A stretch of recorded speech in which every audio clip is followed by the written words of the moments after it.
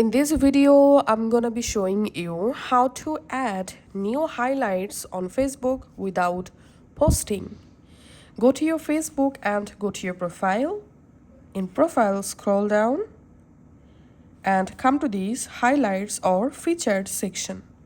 To add a new highlights, tap this plus icon.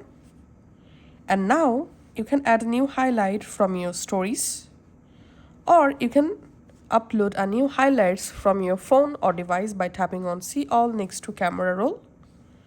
And here you'll find all your gallery images.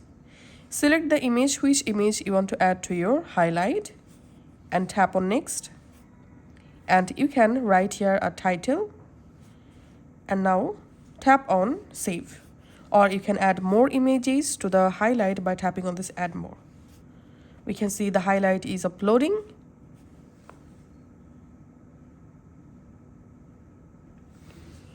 And here we can see the new highlight successfully created. And now if I reload my profile or refresh, as you can see, the highlight isn't shared to my story.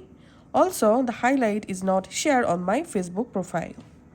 So that's how you can actually add a new highlights on Facebook without posting. Thanks for watching.